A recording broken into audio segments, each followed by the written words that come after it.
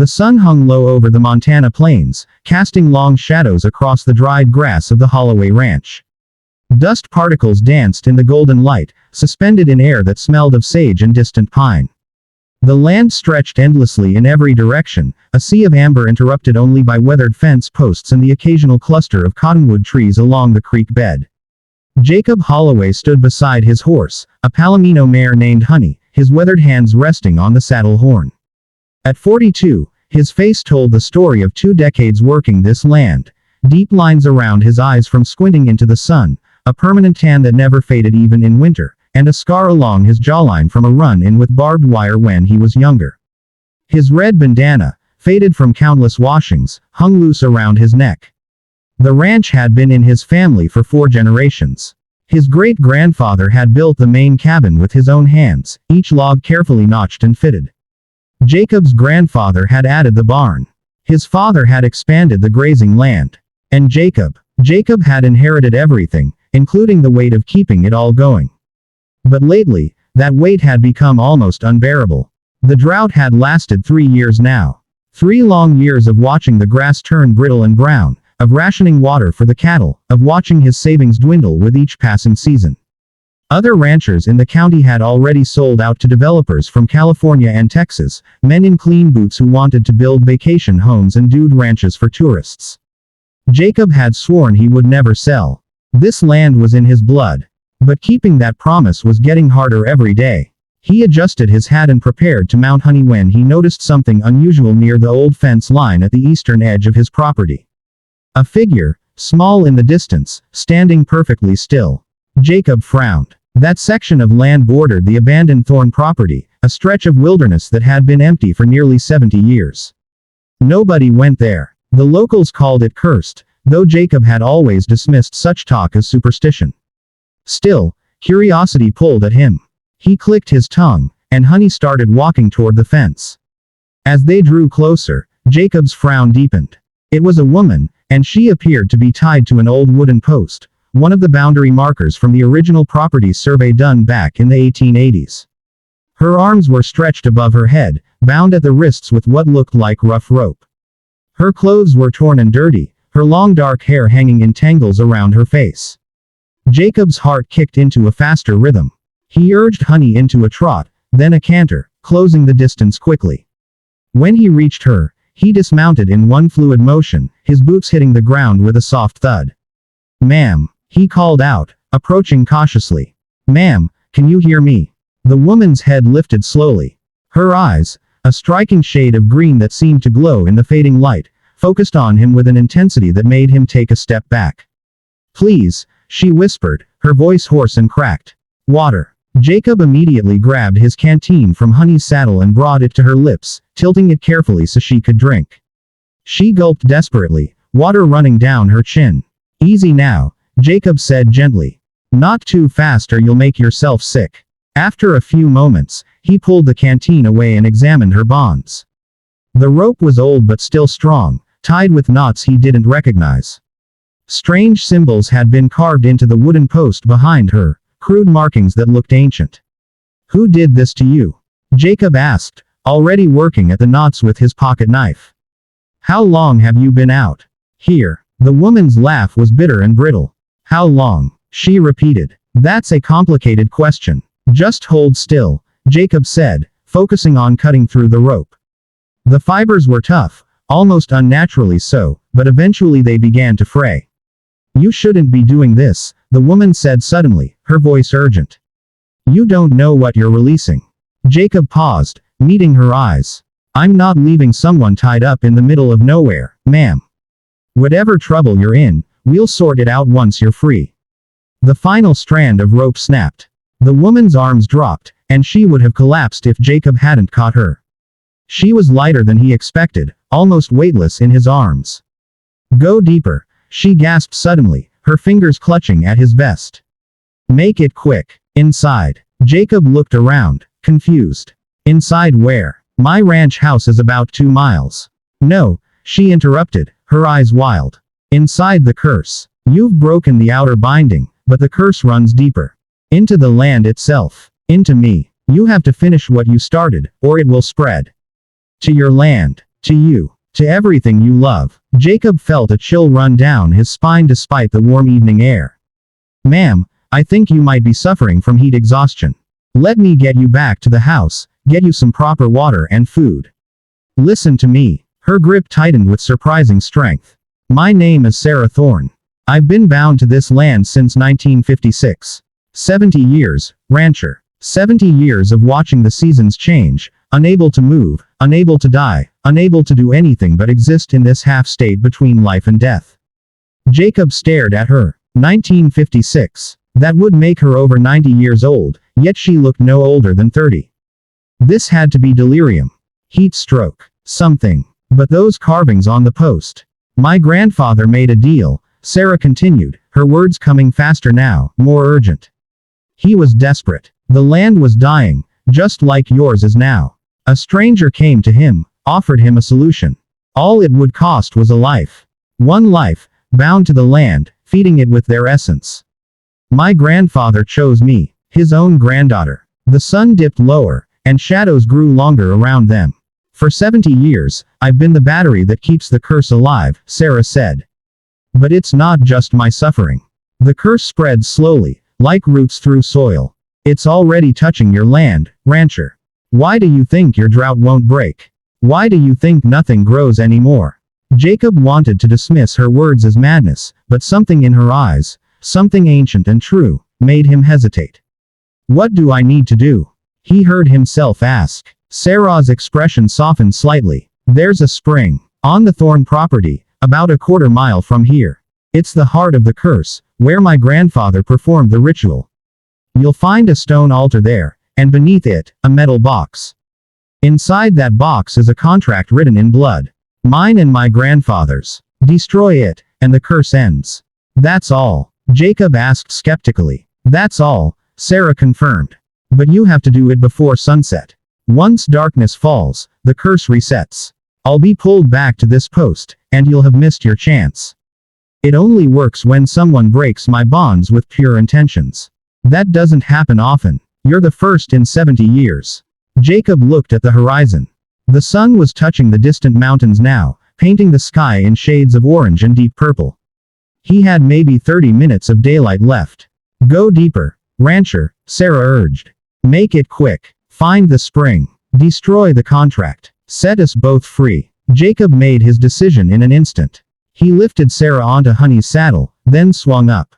Behind her, his arms around her to grip the reins. Hold on, he said, and kicked Honey into a gallop. They rode hard across the boundary line onto the Thorne property. The land here felt different. The air was colder, heavier, and the grass beneath Honey's hooves crunched like it was frozen despite the summer heat. Sarah directed him with small gestures and whispered directions. Left around the dead oak. Straight through the hollow. Past the collapsed barn. The sun continued its descent, each passing minute stealing more light from the world. Finally, they emerged into a small clearing surrounded by twisted juniper trees. In the center sat a spring, its water black as oil despite the clear evening sky reflected in its surface. Next to the spring was a crude altar made of stacked stones, weathered and covered in the same strange symbols Jacob had seen on the fence post. He dismounted and helped Sarah down. Her legs were unsteady, and she leaned heavily against him. The box, she said, pointing with a trembling hand. Under the altar. Jacob approached the stone structure and began pulling away rocks. They were heavier than they looked, and some seemed to resist his efforts, as if held in place by more than just weight. But he persisted, tossing them aside one by one. The sun touched the horizon. Finally, he uncovered a metal box about the size of a cigar case, green with age and corrosion. Strange symbols had been etched into its surface. Open it, Sarah called from where she leaned against a juniper tree. Quickly, Jacob pried at the box's lid. It was sealed tight, but he worked his knife blade into the seam and levered it open with a sharp crack. Inside, on a piece of yellowed parchment, was writing in dark brown ink. Blood, Jacob realized with a sick feeling. The words were in a language he didn't recognize, but two signatures at the bottom were clear enough: Marcus Thorne and Sarah Thorne. Burn it, Sarah said. There's a lighter in Honey's saddlebag. I saw it when you got your knife. Jacob retrieved the lighter, an old Zippo he used for starting campfires, and returned to the altar. The sun was halfway below the horizon now, the sky darkening rapidly. He flicked the lighter open. The flame caught on the first try, small and blue. He touched it to the parchment. For a moment, nothing happened. Then the paper caught with a flash of green fire that shot up into the air like a pillar. Jacob stumbled backward, shielding his face from the heat. The flame roared like a living thing, and he could hear voices in it, screaming, wailing, crying out in languages he didn't know. Then, just as suddenly as it had started, it was gone. The parchment had vanished completely, not even leaving ash behind. The metal box crumbled to rust in Jacob's hands, disintegrating into red powder that the evening breeze scattered across the clearing. Jacob looked up at Sarah. She was standing on her own now, no longer leaning on the tree. As he watched, color returned to her face. Her torn clothes seemed to mend themselves, the dirt falling away like it was being erased. Her tangled hair smoothed and shined. But more than her physical appearance, something else had changed. The desperate, haunted look in her eyes had been replaced by something Jacob could only describe as peace. "It's done," she whispered. "I can feel it. 70 years, and it's finally done." The last sliver of sun disappeared below the horizon, and the world fell into twilight. Sarah remained standing. She laughed, a sound of pure joy and relief, and began to cry. Jacob walked over to her, unsure what to say or do. Before he could decide, she threw her arms around him, sobbing into his shoulder. "Thank you," she said over and over.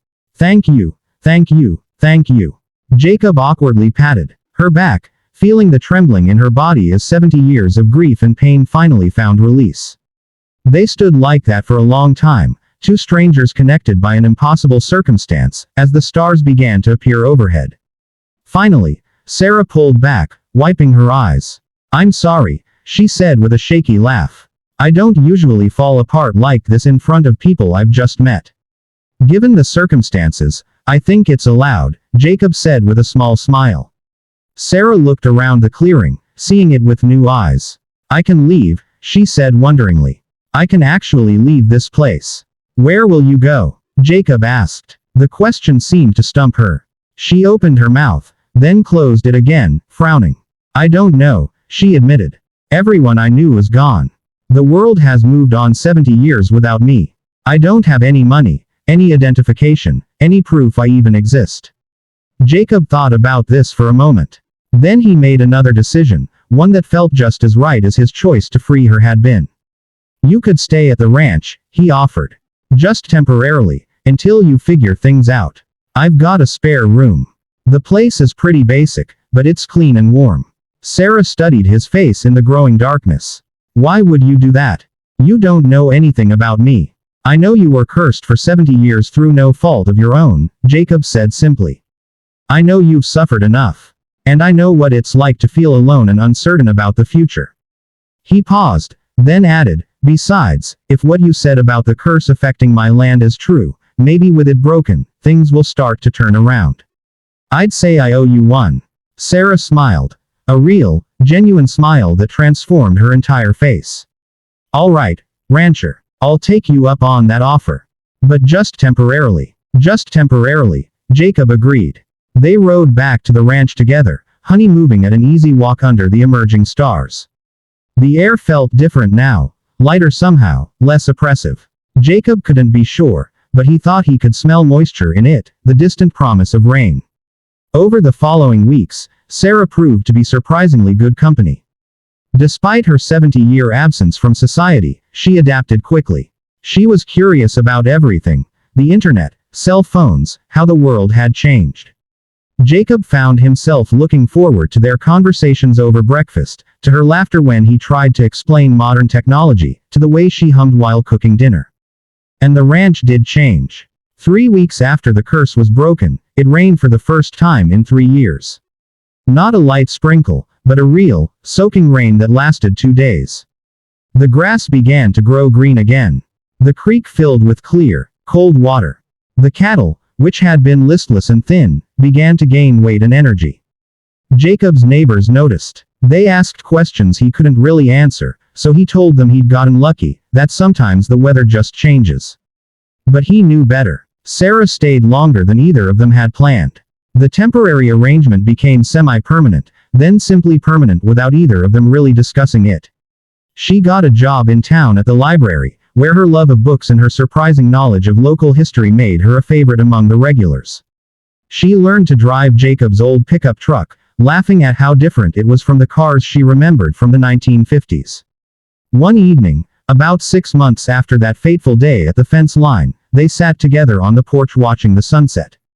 The land was green and thriving now, the cattle healthy, the future suddenly bright with possibility. "I never thought I'd see another sunset," Sarah said quietly. "For 70 years, I watched them. From that post, unable to move, unable to look away. They were beautiful and terrible, each one marking another day of captivity." Jacob reached over and took her hand. It was a gesture that had become natural between them over the months, a simple comfort they both valued. "And now?" he asked. Sarah squeezed his fingers and smiled. "Now they're just beautiful. And I'm grateful for every single one." They sat in comfortable silence as the sky turned from gold to pink to deep purple. Somewhere in the distance, a coyote called out, and cattle lowed softly in response. "Thank you," Sarah said again, as she had so many times. "For breaking the curse. For giving me hope when I'd forgotten what it felt like. For showing me that good people still exist in this world." Jacob turned to look at her, this woman who had literally been frozen in time, who had suffered unimaginably and yet somehow retained her capacity for joy and kindness. "Thank you," he replied. "For reminding me that some things are worth fighting for. That miracles can happen. That it's never too late for a second chance." As the stars began to appear overhead, the same stars that had witnessed Sarah's 70 years of torment and now shone down on her freedom, Jacob realized something. He'd set out that day thinking he was just checking fence lines, just doing another routine task on a failing ranch. Instead, he'd found something he hadn't even known he was looking for. He'd found hope. Real, tangible hope for the future. And he'd found it in the most unlikely place imaginable, tied to a fence post in the middle of nowhere, waiting 70 years for someone to care enough to set it free. The curse was broken. The land was healing. And 2 lonely people had found companionship in the vast Montana wilderness. Sometimes, Jacob thought, the best things in life come from simply doing what's right, without expecting anything in return. Sometimes, breaking a curse is as simple as choosing compassion over convenience, as easy as refusing to walk away from someone in need. The rancher had shattered the curse and found hope. And in doing so, he'd discovered something even more valuable. He'd found home.